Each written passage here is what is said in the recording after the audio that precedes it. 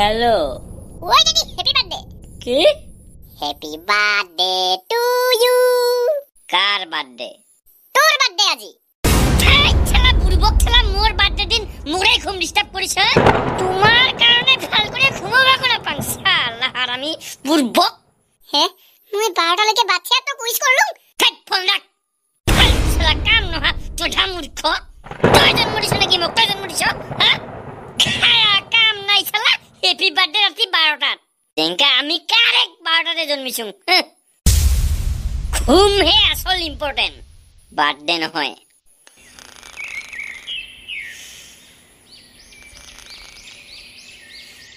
আরে গরু কইটা আমারে আছিল হয় নাকি শালা ইটো যে গরু সর লাইছে কোটাই গরু বহিবাই ভয় লাগে আজিকালি ওকে তো ড্যাডি ড্যাডি তুই জানিস আজি রাতে বলে গরু সর হইছে দুইটা 10 টাকার সাপাত 20 টাকার চেনি আর 5 টাকার গোলমরিচ 10 টাকার সাপাত 20 টাকার চেনি আর 5 টাকার গোলমরিচ এতে আর কি হল এক বুঢ়ার বাজার করিবা দিছে ওর কারণে কইয়া কইয়া গেল লাগি মই লেঙেরি আপি আনিম তাও হাই রিলোট নাচে থাকা আপি মোক না লাগে তুই পাইলেহে লাগে পাইলেও না লাগে মখিংকা কোটায় বিড়ি টানা হেনা করিয়া মুখ বানিয়া সেলফি উঠে পুরা ভাল লেখা হেনা পায় হাই গো বিড়ি টানা মুখ নহয় পাউট বানা কথা কয় পাউট মুন্ড কটয় গাড়ি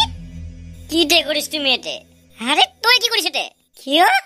আরে মিটিং হয়ে আছে গাঁৱত দাস না বাইস কি হের মিটিং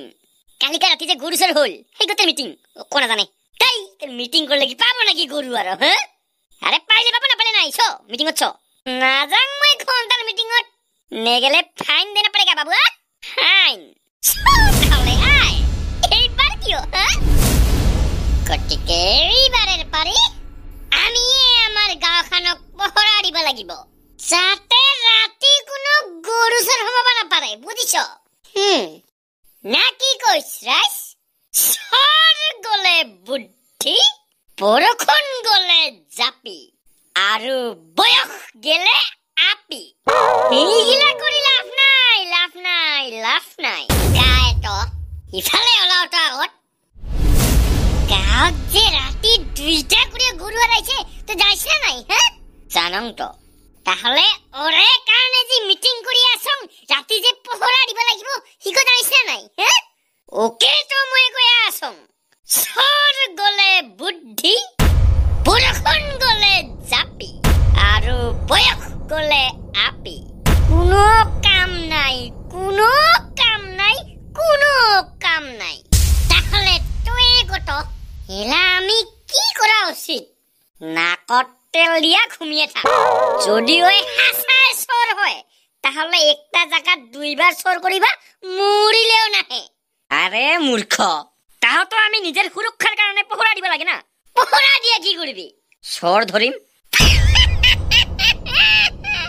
তুই সর ধরিবি হ্যাঁ ও আরে তোর হেনা মানু পহরা দিলে হাই বেলেকের হটস্পট লয়া ফ্রি ফায়ার খেলে রাতি পুয়াবি বুঝিছ গরু সর ধরা তোর হেনা মূর্খর কাম নহয় তাহলে কি করা উচিত ঠিক পাগল কইলুম কিনা নাকত তেল দিয়া ঘুমি থাক তথাপিও পহরা দেওয়া ভাল হব নাকি হাসা কথা কম একটা কোট এই গাঁৱত গরু সর হইছে না ওর কারণে গাহেও দেখা নাই পায় যদি কাবার বাইকত আপি লয়া বেল হেনা না হিগো গাঁৱৰ মানুহ সব জনে দেখা পাইল হয় বুঝিছ ৰাইট কথা দাদি ৰাইট একদম ৰাইট ধন্যবাদ টকলৰ বেটা মানে তুই কি কবা খুদিছ ভাল কৰিয়া কত মানে মানে সালা একদিন যদি আমি কিবা কৰি বাইকত আপি লয়া বেৰাং গোটাই গাঁওখানে দাস পায় আৰু যদি মনে মনে ফোনো কৰম সালা গোটাই মানুহখানে শুনা পায় আৰু খালি খান গাঁৱৰ মানুহ নহয় হাই খান গাঁৱৰ মানুহ শুনা পায় মই কাক ফোন কৰি আছো কিন্তু সালা গাঁৱত যে তো ডাঙৰ ডাঙৰ গৰুগিটি সৰ হয় হিগ হলে কাহায় দেখাও নাপায় শুনাও নাপায় একদম কথা রাইট কুকুরে গুটাই এইখিনিৰ লগতে আজিৰ এই ঘণ্টাৰ মিটিং কৈ মোৰ সমূহ বক্তব্য এইখিনিতে সামৰিলো ধন্যবাদ ধন্যবাদ। আরে মই তোমাক 100% গ্যারান্টি দিয়া কম একটা জায়গা দুইবার গরু চোর নহয় কোনো দিন হিগত হয় তাহলে মই যাং ঘৰত যা তই ছুটু চাৱা বই পঢ়িবি যা এবার 7ত না নহয় 6ত তুই না যাওয়া বছরে 6ত আছিল এবার ফেল হইছুং সেদিন যে আমাক তাহলে পার্টি দিল হিগু একটা সাবজেক্টত পাস হইছুং আর কয়টা ফেল হইছতে 5টা ছটা করে যা 6টা সাবজেক্টের একটা পাস হয়ে মানে ওই বেলেগক মিঠাই খোয়া হইছে শালা মুইও এটা মানে বেয়া আছিলুম রে এলা আর কোনথার আইএস অফিসার হইছতে এলা ওটাই নিবনুৱা আছিস মোক কোনো সাধাৰণ নিবনুৱা বুলি নাভাবিবি ছেত্ৰী ভাই এই ব্যক্তি বিএ পাস গ্ৰাজুয়েট নিবনুৱা তাও সরকারের চাউল খাবা লাগা হইছে চাকরি দিলে কি করিম তে হ্যাঁ চাকরি দিবা না পারা কারণে তো চাউল দে চাকরি দিলে না আমি নিজে কিনে খাম একদম হাসা কথা ধন্যবাদ দাদা হইলেও এবার 50,000 মান নতুন কই চাকরি দেওয়ার প্রতিশ্রুতি দিছে তো আরে ছেত্ৰী ভাই তুই পলিটিক্স বুঝো না পাইছ কিয় ইলেকশন আহি আছে আরে ইলেকশন আহিছে কি হল ছেত্ৰী ভাই একটা কথা বুঝিয়ালো কি কথা জঙ্গলত যদি ইলেকশন হল না তাহলে স্বয়ং সিংহ নিরামিষ হম বুলি প্রতিশ্রুতি দিলে না হিগতে পলিটিক্স বুঝিল এলা বুঝিলুম দাদি পা তুই তো এতরা টিয়ার কত যাইস এমনি ওলাইলুম পিরাবা দাদি ইয়েস মানে হয় এই শাকটকসা এই শাকও একেবারে লাখপতি হইছে এলা কেমনি হইছে লাখপতি এই পৃথিবীত হার্ড ওয়ার্ক কষ্ট তো সবে করে কিন্তু মোর হেনা বুদ্ধিকে করে স্মার্ট ওয়ার্ক একদম স্মার্ট চাকরি পাইছ নাকি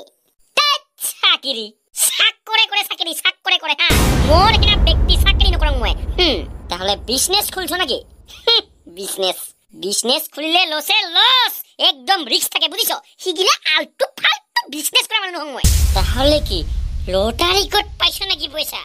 আরে দাদি মুই কইলুম কি নাটক স্মার্ট ওয়ার্ক কৰিব লাগে স্মার্ট ওয়ার্ক বুদ্ধিও কেনে না কাম তাহলে তুই করছতে কি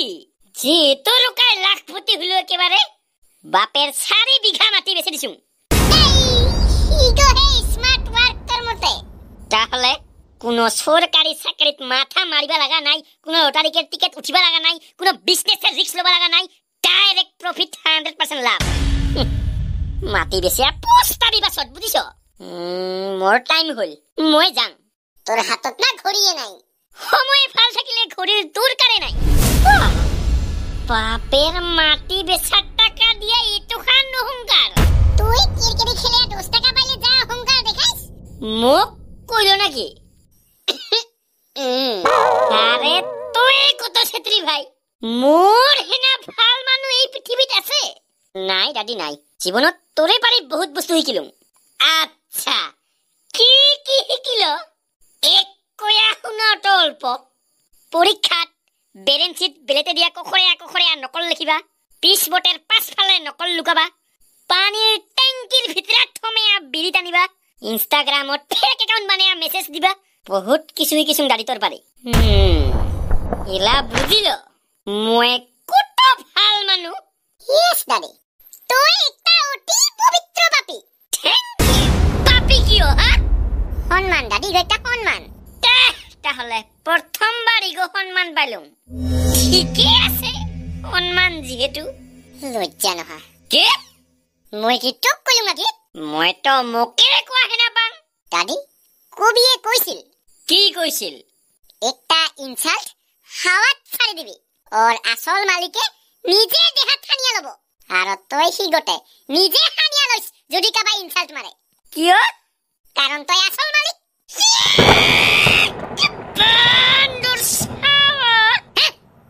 দাদি সম্মান ইগো একটা কেমনে তুই আসল মালিক ইগোতে একটা সম্মান তুই মালিক মানু আচ্ছা দে তোর সম্মান গিলা অল্প বেলেগ টাইপের ঠিকে আছে তথাপিও মানিয়াই লইলুম যা সম্মান যেহেতু